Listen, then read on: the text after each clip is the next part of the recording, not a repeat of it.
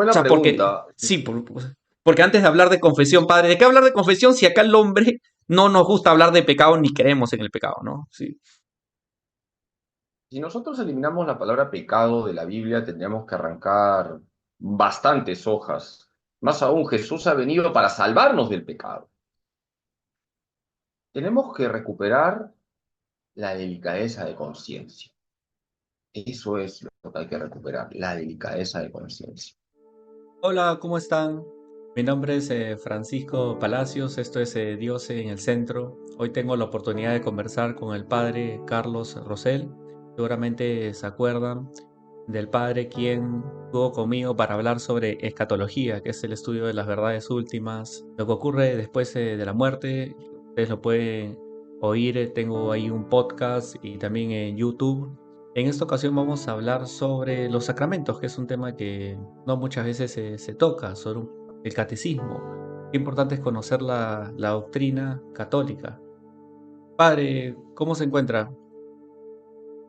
Gracias, Francisco, por invitarme a tu programa y muy contento de poder contribuir con mi granito de arena a difundir la doctrina de la Iglesia.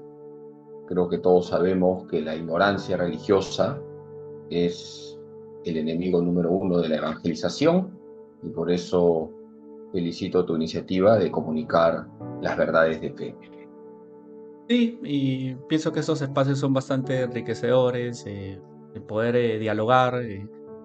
Varios de los videos o extractos de la conversación que tuvimos han tenido repercusión y eso me agrada porque es importante que no católicos y no católicos tengan ese interés por conocer más sobre lo que enseña la iglesia. Padre, como usted puede asumir, me resulta inevitable preguntarle un poco sobre coyuntura actual de la iglesia. Brevemente, si nos podía contar, sería una pregunta bastante amplia. ¿Cuál es el legado del Papa Francisco? ¿Cuántas cosas se podrían decir? Me acuerdo que Benedicto en una entrevista decía que toma años conocer el verdadero impacto que ha tenido un papa, ¿no? Pero, ¿qué es lo que diría a primera vista? Bueno, estamos en sede vacante y estamos orando por el eterno descanso del Papa Francisco, que el Señor lo tenga en su gloria. Por otro lado, para hacer un balance, sobre todo un pontificado, hay que dejar que pase el tiempo para ser más objetivos, pero para responder tu pregunta con algunas ideas concretas, el Papa Francisco desde que llegó remarcó, insistió en que quería una iglesia pobre para los pobres y una iglesia evangelizadora. Creo que ahí tenemos como dos puntos que nos ha dejado como legado. Una iglesia pobre para los pobres, que no es hacer ideología de la pobreza, sino es vivir la virtud evangélica de la pobreza, la sencillez, la sobriedad, darnos cuenta que la eficacia evangelizadora de la iglesia no está en tener mucho dinero o en medios económicos, sino en el testimonio que podemos dar de Cristo. La primera homilía que el Papa Francisco hizo como pontífice fue muy ilustrativa porque dijo que si no confesamos a Cristo, terminamos por confesar al diablo. También remarcaba mucho el Papa Francisco que la iglesia no es una ONG. Por eso, junto con esa iglesia pobre para los pobres, insistía en una iglesia que esté siempre en clave de misión. De hecho, su primer documento, que fue programático, Evangelii Gaudium, remarcó: quiero que toda la iglesia esté orientado a la evangelización, a la misión, al anuncio de la buena noticia que es Cristo. Claro, a mí me cuestionó que el padre hable de la apertura de ir al encuentro, ¿no? Y un poco cuestiono una iglesia hermética, cerrada en su egoísmo, en sus seguridades. Padre, teniendo en cuenta que el 7 de mayo se inicia el cónclave, ese es un tema que incluso despierta interés a los no creyentes, al mundo entero, sin duda, ¿no? Quería preguntarle si usted tiene afinidad o conoce o ha leído sobre la obra pastoral o académica de algún cardenal de los que se encuentra ahora o que puede ser papable. Bueno, he leído bastante al cardenal Sará, me parece que es uno de los cardenales mejor preparados. No estoy haciendo propaganda, por si acaso, simplemente respondo tu pregunta. Me parece que es un pastor preocupado en que se mantenga la fe, preocupado en que se cuide la liturgia, preocupado en que la iglesia anuncie con valentía la verdad. Personalmente creo que es uno de los cardenales mejor preparados, pero dejemos que el Espíritu Santo haga su trabajo, recemos por los cardenales que van a votar para que salga el pontífice que conduzca a la iglesia según el corazón de Cristo. Mire, qué interesante, padre. Usted ha mencionado al cardenal Sara y él tiene un libro que se llama Se hace tarde y anochece.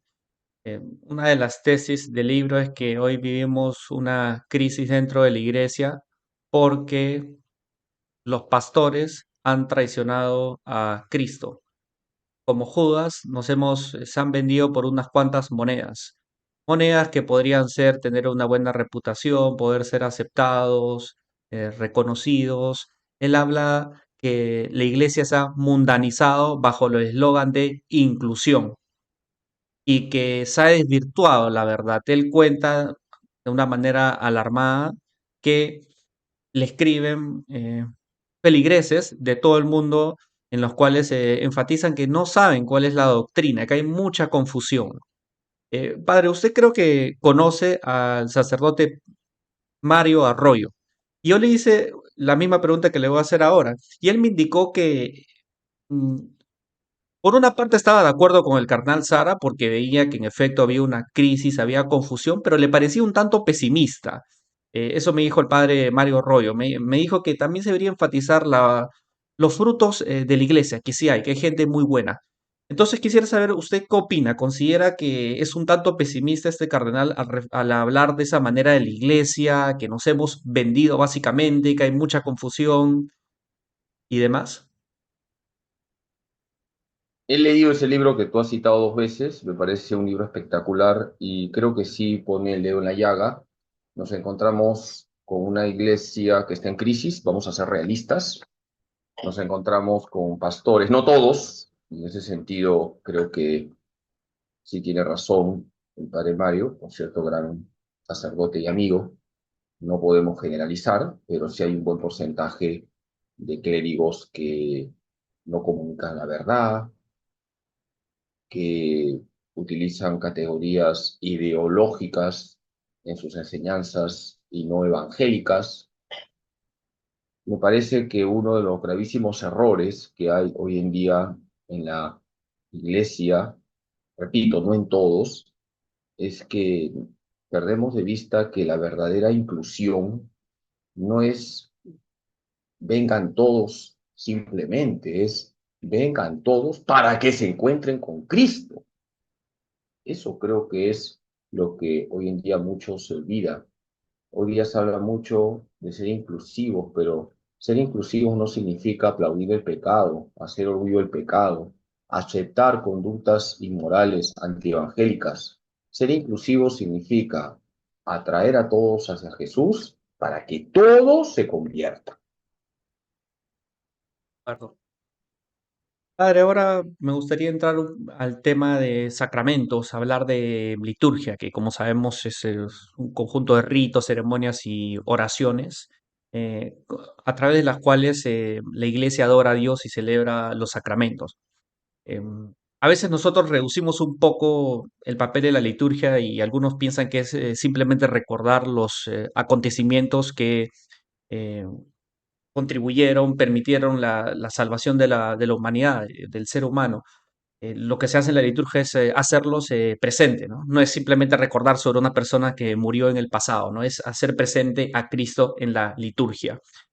Y Benedicto XVI tiene una frase que me gustaría citarla. Dice que la crisis en la iglesia que se vive hoy es en gran medida debido a la desintegración de la liturgia. Mi pregunta es, padre, ¿usted está de acuerdo con esa afirmación? ¿La Sí, comparte? porque la iglesia vive de la liturgia, para ser más exactos teológicamente, la iglesia vive de la Eucaristía.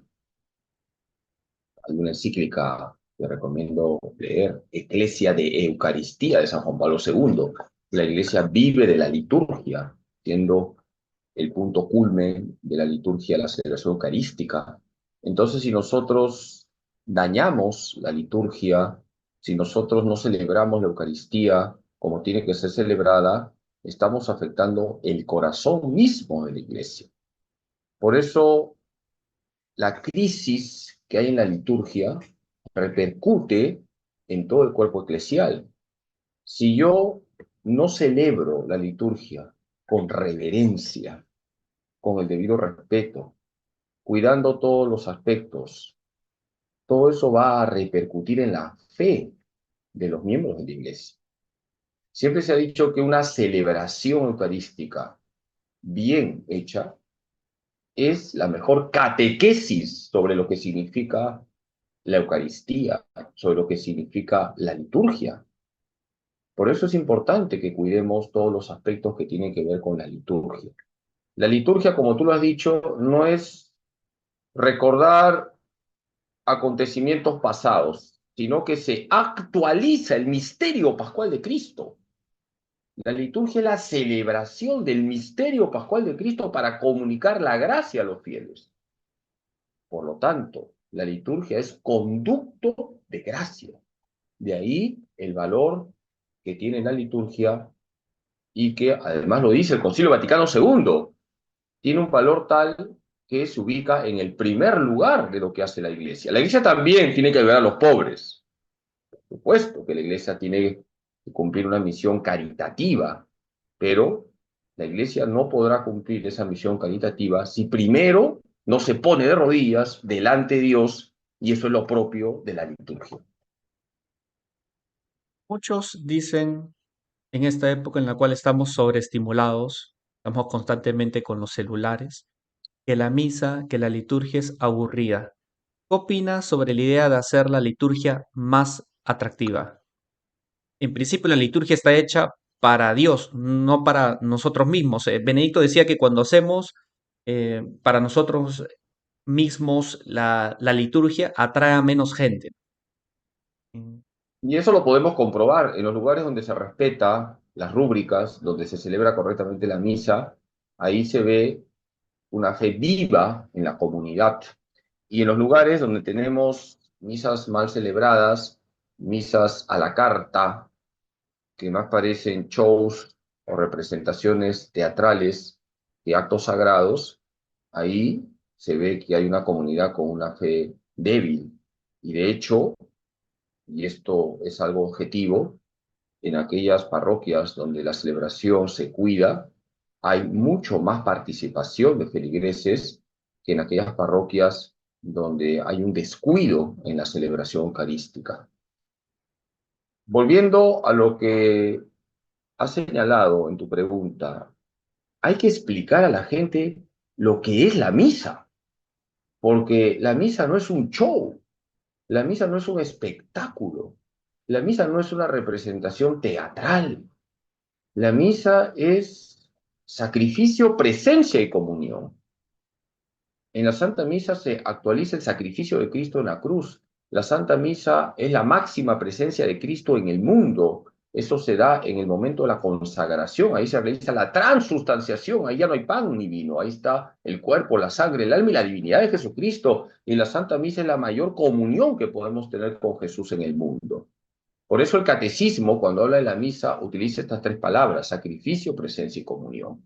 Si nosotros queremos competir con los espectáculos del mundo, vamos a perder, porque estamos sacando a la Santa Misa de su lugar, que es un lugar teológico, y tiene que mantenerse en ese lugar, en un lugar teológico, porque la misa está para dar gloria a Dios y también para la santificación de los hombres, pero en primer lugar para dar gloria a Dios. Claro. Mm. Y uno no podría decir que Dios es egoísta, que Dios, porque quiere que lo estemos adorando. eh, o sea, hay personas que pueden pensar eso, ¿no? Pero vemos que incluso hay santos que han dicho que si no adoramos a Dios a través de la liturgia es dificultoso amar a nuestros hermanos, ¿no? De alguna forma, la persona que no participa en la liturgia busca esta adoración en otros lugares. El ser humano tiene sed de lo infinito, sea creyente o no creyente. Para nosotros, miembros de la Iglesia Católica, el ámbito privilegiado para entrar en contacto con Dios es la liturgia, los sacramentos, la Eucaristía, ocupa el primer lugar entre los sacramentos, pero todo ser humano busca siempre un contacto con lo trascendente porque tiene en su corazón sed de lo infinito. Incluso los mismos ateos buscan la felicidad y buscan la felicidad en cosas que evidentemente no les van a hacer felices, pero son buscadores también de felicidad. Y el ser humano, repito, trata de buscar siempre algo o alguien que llene su corazón. Para nosotros, el único, y esto es verdad, que llena el corazón del ser humano es el mismo Dios. Ese Dios que se ha hecho hombre se llama Jesucristo y está realmente presente en la Eucaristía. Por eso los santos veían la misa como un pedacito de cielo. Digamos que el ser humano es religioso por naturaleza. Queramos o no, uno tiende a sacralizar ciertas cosas, ¿no? Puede ser la ciencia, el amor, eso es inevitable. Sí, me hizo acordar. Mm, Padre, me gustaría hablar sobre los sacramentos, que como sabemos, usted ha explicado, me acuerdo de sus charlas, que son signos divinos instituidos por Cristo que aportan gracia, ¿no? Y el sacramento más importante es la Eucaristía, que usted lo mencionó hace un momento, ¿no? La Iglesia enseña que la Eucaristía es fuente y culmen de toda la vida, ¿no? Em, para los evangélicos, padre, usted sabe, ellos asumen que eso es una analogía. Cuando el padre está haciendo la consagración, o sea, no está, lo ven desde otra manera. Para ellos el pan es simplemente un símbolo, una representación, pero para los católicos, los cristianos católicos es Cristo mismo. Ahí ocurre un milagro, lo que se llama transubsanación. Entonces, padre, la pregunta es, imaginemos que acá tiene a 10.000 evangélicos y que piensan que eso es un símbolo. ¿Usted qué les diría? Porque, padre, seamos sinceros, yo le digo porque antes estaba más cerca de la religión evangélica, de hecho fui evangélico, ¿no? Entonces, acá hay dos opciones, o es verdad lo que dicen los católicos, que es Cristo el que se encuentra ahí, o es el mayor acto blasfemo del mundo, porque los católicos estarían adorando un trozo de pan. Y uno cuando va a una iglesia existe lo que se conoce el Santísimo, donde ahí se le adora, ¿no? Entonces hay dos opciones y acá uno no puede ser tibio, o es o no es. Y para mí esa es una de las mayores divisiones entre evangélicos y católicos, porque en el tema de la salvación a veces puede haber ciertos consensos, acuerdos, pero ese es un tema en el cual los dividen, ¿no? Entonces, para volver a la pregunta, padre, ¿usted qué les diría? Yo les contaría la anécdota de Santa Juana Francisca de Chantal, que siendo una niña, esta gran santa que fue discípula de San Francisco de Sales, estaba caminando por la calle y escuchó como un protestante decía, yo no creo que Jesús esté en la Eucaristía. Y Santa Juana Francisca de Chantal, siendo una niña, le dice, ¿qué ha dicho, señor? Jesús en la última cena dijo, tomen y coman, este es mi cuerpo, tomen y beban, esta es mi sangre. Y yo le creo a Jesús, no a usted. Yo les diría lo mismo. Lean los relatos de la última cena. Les pediría que vayan a la Biblia, con mucho cariño, sin pelearse. Hay que decirle a los evangélicos, vamos a leer los relatos de la institución. Tomó pan y dijo, tomen y coman, este es mi cuerpo. Tomó el cáliz con el vino y dijo, tomen y beban, este es mi sangre. Y de remate les diría, vamos a leer Juan 6. Vamos a leer Juan 6.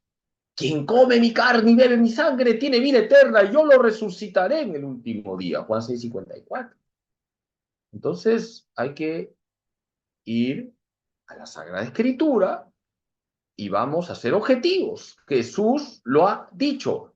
Jesús ha instituido el sacramento de la Eucaristía.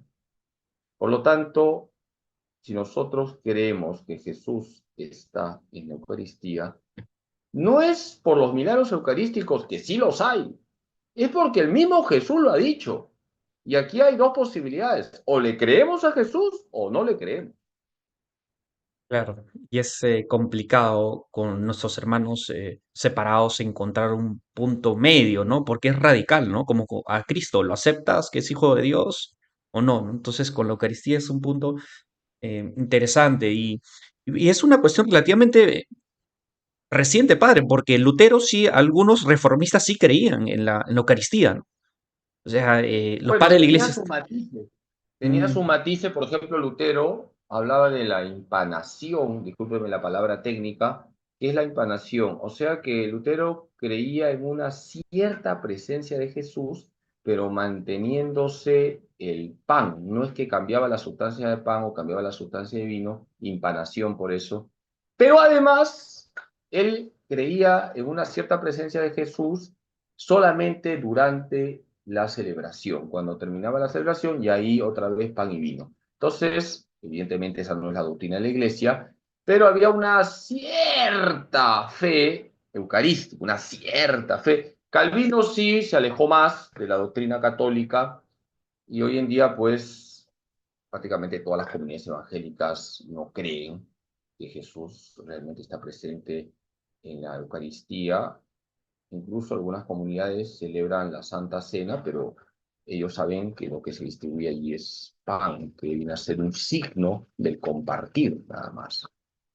igual ellos son cristianos, objetivamente, pero digamos que se pierden la manera más directa o fuerte o poderosa de estar en contacto con Cristo, la Eucaristía, ¿no?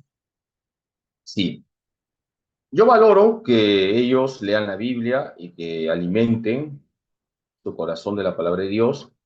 También es cierto, algunos pasajes no los interpretan correctamente. Pienso, por ejemplo, en los pasajes marianos, pero ese es otro tema. Pero sí yo valoro que los hermanos evangélicos estudien la Biblia. Repito, fallan en un tema y es que la Biblia hay que leerla dentro de la iglesia, pero con su más y menos valoran la palabra de Dios y eso hay que reconocerlo. Pero les falta el alimento con mayúsculas, la Eucaristía, el pan vivo bajado del cielo. Acuerdo, padre. Quiero citar a San Ignacio de Antioquía que decía que la Eucaristía es el pan que provee la medicina de inmortalidad, el antídoto contra la muerte y el alimento que nos da vida eterna en Jesucristo. Juan Pablo II se sabe que a veces se madrugaba contemplando a Cristo, adorándolo en el Santísimo. Madre Teresa de Calcuta decía que yo veo al Padre con qué amor trata a Cristo Eucaristía, yo cómo no voy a poder amar a estas personas abandonadas que están sufriendo. Entonces, padre, la pregunta es la siguiente. Vemos que la Eucaristía, cuando uno empieza a leer, nos transforma, ¿ok? Es poderosísima la Eucaristía. Ahora mi pregunta es, ¿por qué pastores o sacerdotes, personas de iglesia, no nos invitan a ir a la Eucaristía todos los días?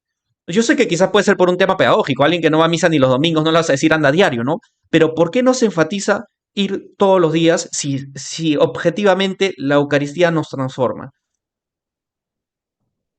Buena pregunta. Mira, lo que tú dices deberíamos tomarlo en cuenta, porque si queremos ser santos, y en la iglesia todos están llamados a la santidad, necesariamente tenemos que ser eucarísticos. Y por eso los sacerdotes deberíamos animar a la gente a la misa diaria. A veces no se puede, también hay que explicar a la gente, no se sientan mal si no pueden venir todos los días. Hay personas que de verdad no pueden venir, tienen horarios de trabajo verdaderamente muy intensos o viven lejos de una parroquia, pero el que puede venir a misa todos los días, que lo haga. Y eso, estoy seguro, va a significar un gran impulso para la santidad de los miembros de la iglesia. Yo conozco personas, no solamente mayores, jóvenes, que son de misa diaria. Aquí en mi parroquia, con gozo, veo en misa todos los días a gente de regular edad y gente joven. Y me alegra bastante. Tienen su misa y luego se van a trabajar. Y eso es lo más bonito, poder tener la Eucaristía diaria. Y si no se puede, por lo menos la misa dominical. Y vivirla bien. No solamente hay que ir a misa, hay que vivir bien la misa, desde el principio hasta el final. Es que, claro, a uno lo cuestiona porque vemos la vida de santos y la Eucaristía ocupaba un papel clave, ¿no? Yo soy particularmente eh, devoto o sigo bastante a Madre Teresa de Calcuta y la Eucaristía era clave. Juan Pablo II, ahora estuve en Chile y vi la vida del padre Hurtado y que era una persona entregada a las personas vulnerables, necesitadas, abandonados en la calle y veo que era clave la Eucaristía y la lectura de la Biblia. Entonces veo, wow, si nos transforma, si realmente somos conscientes y nosotros nos informamos más los católicos, es, eh, es más fuerte que la bomba atómica, ¿no? O sea, la Eucaristía, ¿no? Entonces es algo que, bueno, le lleva a uno a reflexionar, ¿no? Y quería hablar ahora unas cuantas cosas, padre, preguntarle sobre el sacramento de la penitencia, de la reconciliación, de la confesión, ¿no? Quizás en otras épocas, padre, nosotros éramos escrupulosos, todo lo veíamos en términos de pecado, ¿no?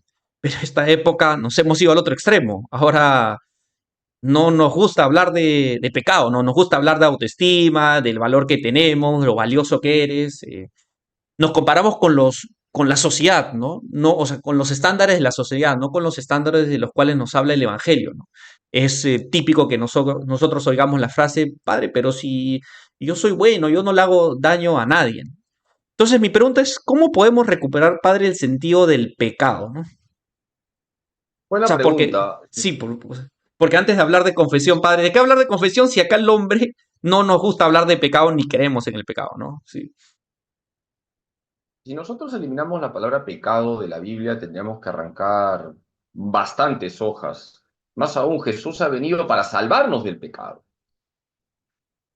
Tenemos que recuperar la delicadeza de conciencia. Eso es lo que hay que recuperar, la delicadeza de conciencia. Y para ello hay que formar la conciencia, porque si la conciencia está deformada, no va a reconocer lo que es pecado. Tú has mencionado algo que yo quisiera enfatizar. Los dos extremos nefastos que afectan lo que significa una conciencia bien formada. El rigorismo y el laxismo, ni uno ni otro. El rigorismo que lleva a pensar que todo es pecado, y no es así. Una persona rigorista, también aquí entra el tema de los escrúpulos, piensa que todo es pecado, porque su conciencia no está bien formada. Hay personas que creen, yo he escuchado en el confesionario, que porque no van a misa, dado que están enfermas, es pecado. Y uno tiene que decirles, si estás enfermo, si estás en la cama, no es pecado que no vayas a misa. Pero no te entienden. No, padre, es que es pecado, es que si estás enfermo, ¿cómo vas a poder ir a misa si estás enfermo? Se ve que la persona es rigorista. Pero está el otro extremo, que lamentablemente es el extremo dominante hoy, y es el laxismo. Ya nada es pecado.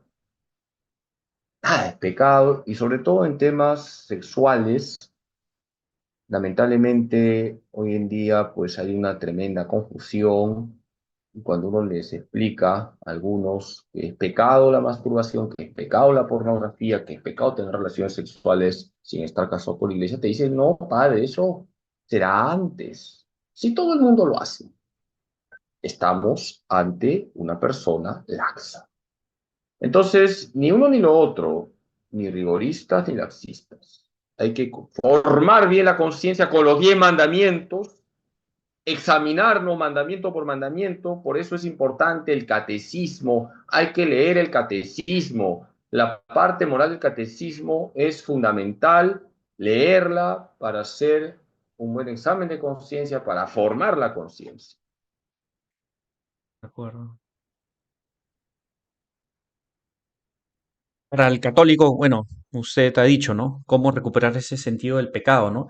Pero para el hombre no creyente, para la persona que está Para el alejada de hombre Dios, hay que llevarlo por un plano inclinado, es todo un proceso que tiene que ser sostenido por la oración hacia esa persona que no cree, por nuestra amistad sincera, por nuestro buen ejemplo, que nos vean alegres, serviciales, y podemos ayudar a una persona no creyente, sobre todo por el tema de la caridad, porque hay sensibilidad en las personas con relación a lo que significa, por ejemplo, ayudar a los pobres, de repente invitarles a un voluntariado, Y por ahí el Señor va abriendo camino para tocar corazones. ¿Cuántos jóvenes que se declaraban ateos ahora son creyentes porque participaron en un voluntariado, fueron a la casa de la Madre Teresa de Calcuta, a la parada, atendieron a los enfermos y eso les ha sensibilizado y Dios se vale de todo para tocar corazones? acuerdo, de acuerdo, padre.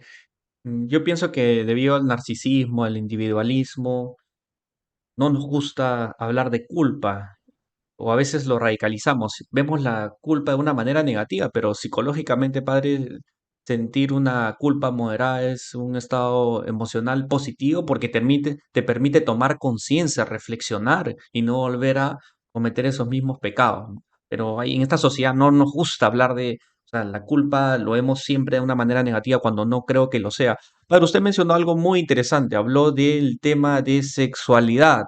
Hoy en día, según investigaciones, vivimos en una época hipersexualizada y usted, por supuesto, confiesa como sacerdote y no tengo duda de que muchos de los pecados están relacionados al tema de la sexualidad, de la pureza, ¿no?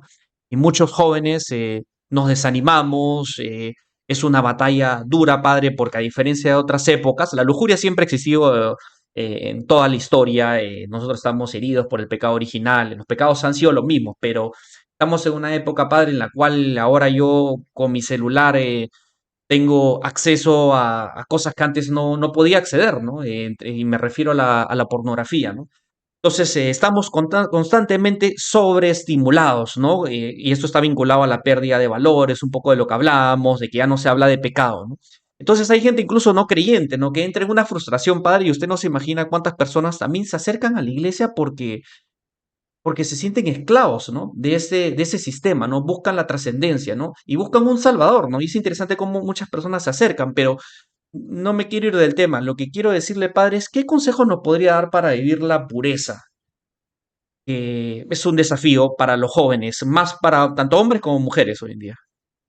Es un desafío para todos y ciertamente afecta a los jóvenes, a los adolescentes, por ejemplo, pero también a los adultos, porque el adolescente, el joven, el adulto, el anciano, todos somos de barro, todos somos pecadores.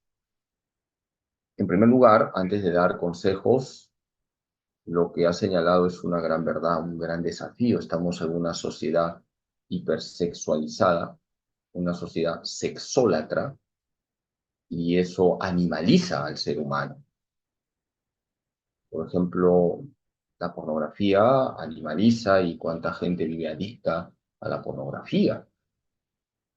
Nosotros, como miembros de la Iglesia, no podemos permanecer indiferentes ante esta tragedia y tenemos que forjar la cultura de la pureza, porque la santa pureza, la castidad, es una virtud muy cristiana. Es verdad que la caridad es lo máximo, pero si no hay pureza no hay caridad, porque no se puede amar a Dios y al prójimo con un corazón sucio.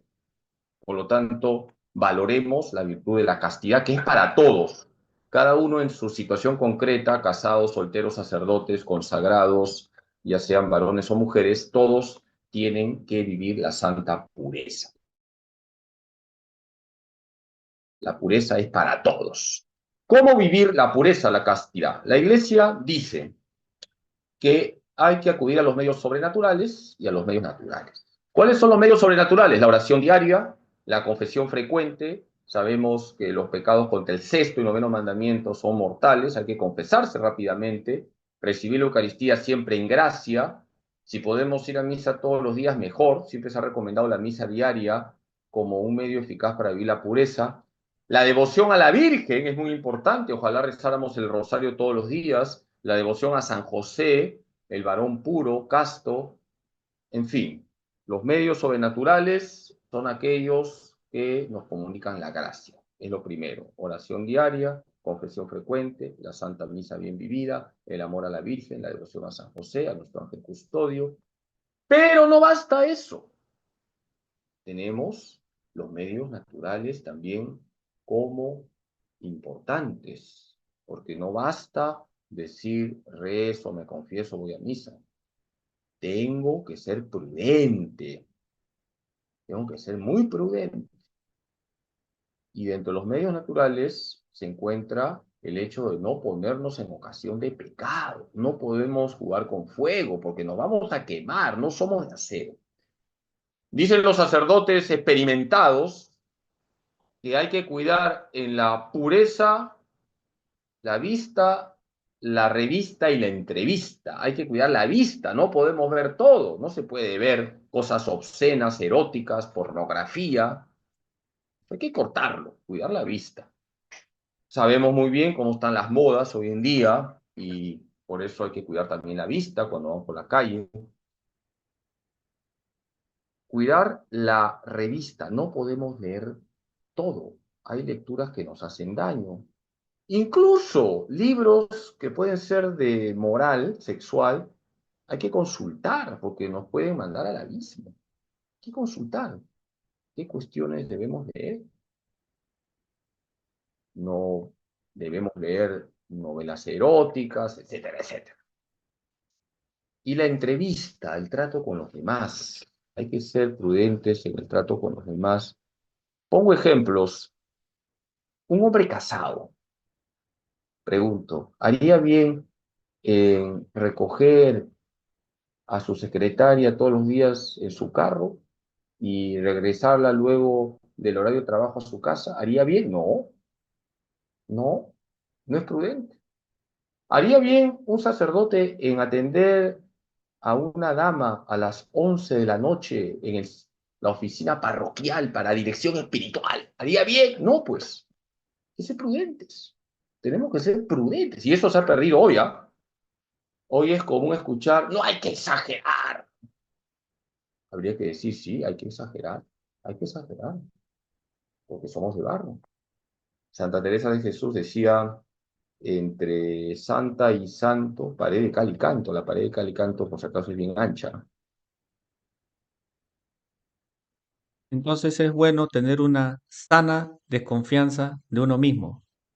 Por supuesto, ahora no hay que estar con miedo y tener, pues, Escrúpulos. actitudes raras, ¿no? No voy a ir, pues, con una venda en los ojos caminando por la calle y me doy un cabezazo con el poste. Sin hacer cosas raras con naturalidad, también tratar con naturalidad a la gente, pero siempre con prudencia, evitar familiaridades que no corresponden. Hay que cuidar, repito, los medios sobrenaturales y los medios naturales. Padre, usted hizo énfasis en medios sobrenaturales. Dentro de los medios naturales podría estar la ciencia como la psicología. Yo tengo la impresión de que cuando se trata temas de adicciones sexuales, por ejemplo, la pornografía, muchos espiritualizan el tema, ¿no? Te dicen, no sé, reza un rosario más o, no sé, ponte a rezar más en el Santísimo. Yo no niego el poder de la gracia, pero usted como pastor, como sacerdote, a veces le dice a ciertas personas, oye, ¿por qué no lo complementas con ayuda psicológica? Porque hay problemas que están Definitivamente, vinculados. sí, definitivamente hay cuestiones de adicciones, el tema de la masturbación también, que muchas veces ya no es solo lujuria, sino que son manías o incluso vienen de traumas en la niñez, en la adolescencia, y hay que sanar con la gracia en primer lugar, pero también con ayuda profesional. Entonces no descartemos también las ayudas profesionales, porque también pueden apuntalar a la persona para poder forjar la virtud de la pureza.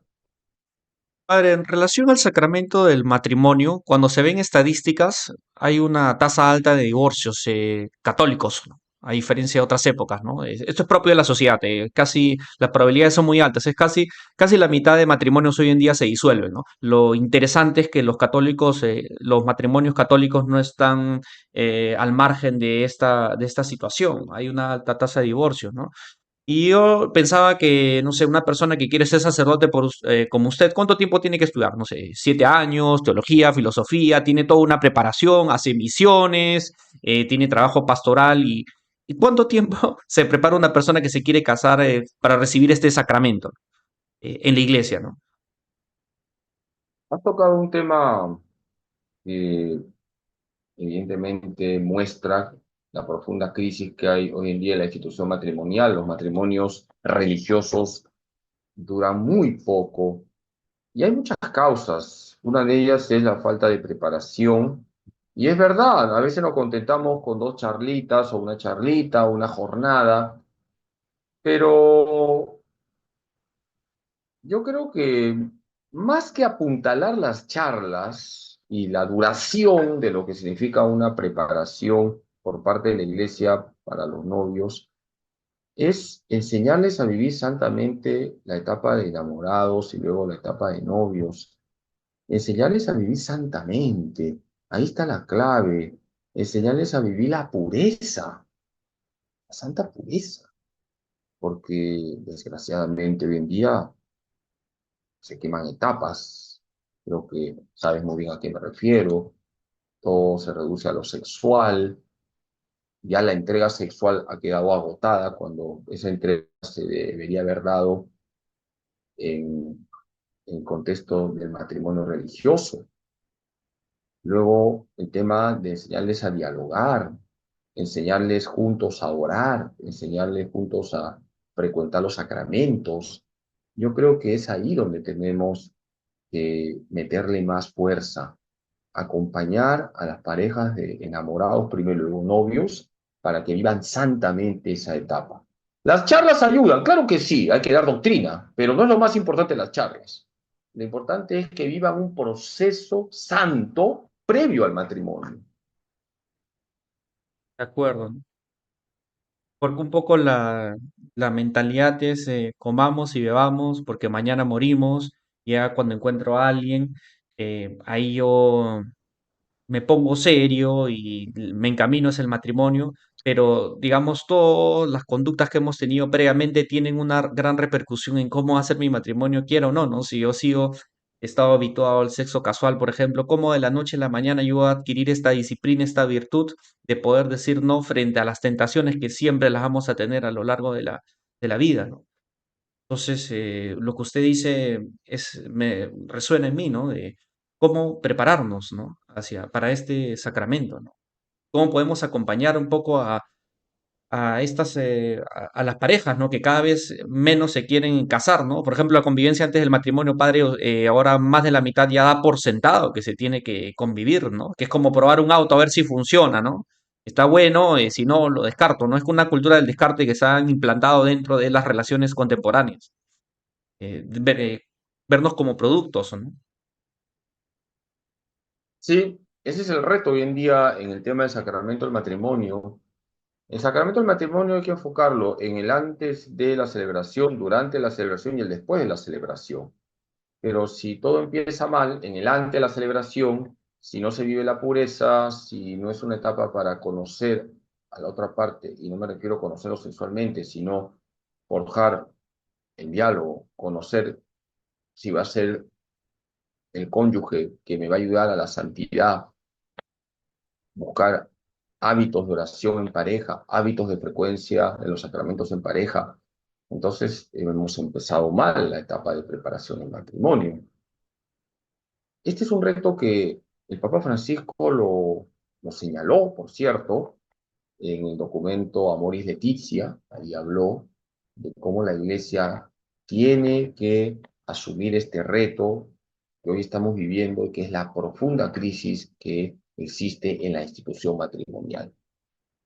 Y esa crisis, padre, tiene un gran impacto a nivel social, porque yo leí a un historiador que decía que la fe y las vocaciones surgen primordialmente en las familias, ¿no? Porque ahí ahí se transmite la fe, ¿no? Entonces, si no hay familias católicas, padre, ¿qué se espera de una sociedad, ¿no? ¿Qué se espera no sé, pensemos sin irnos muy lejos del Perú, ¿no? O sea, cada vez va a haber menos personas que profesen una fe, que sean comprometidos y no ven ese modelo, ¿no? Hoy en día, padre, usted sabe, la alta tasa de divorcio, familias disfuncionales, entonces la pregunta es, o sea, ¿qué es lo que observa un niño, ¿no?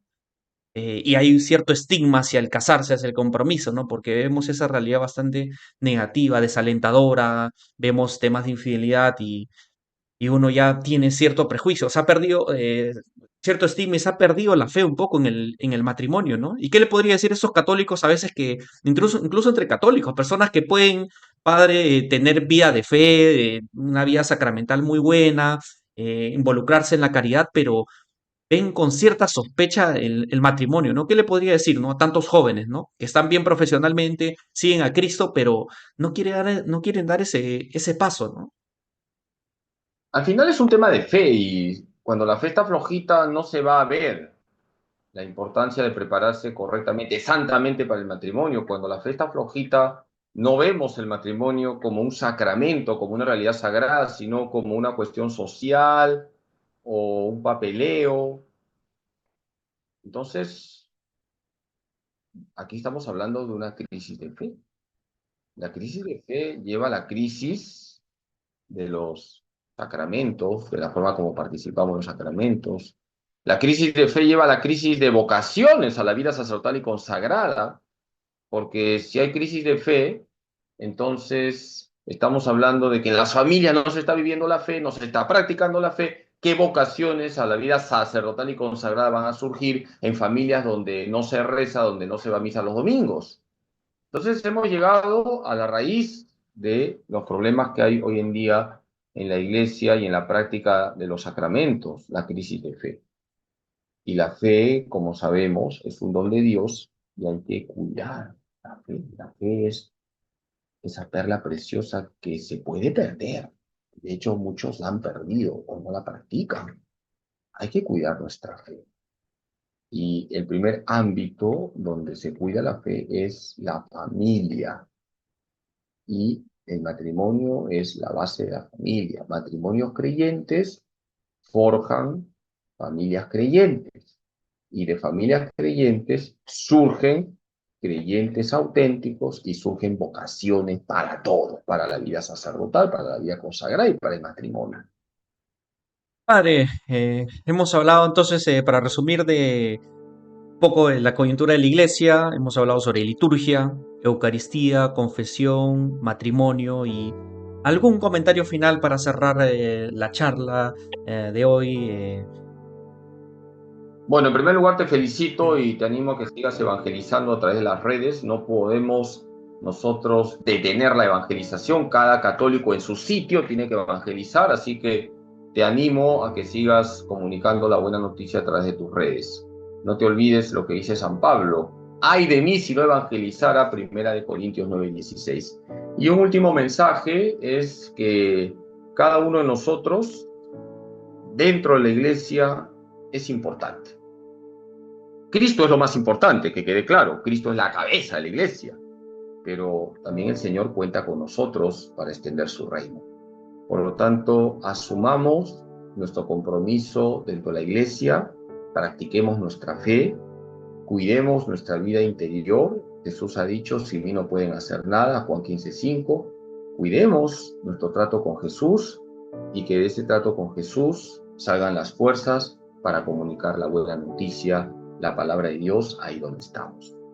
Y por supuesto, último consejo, a buscar siempre a nuestra Madre. Estamos en el mes de María, mes de mayo. Recemos el rosario, arma poderosa. Las cuentas del rosario son armas de artillería y el diablo tiembla al escuchar el Ave María.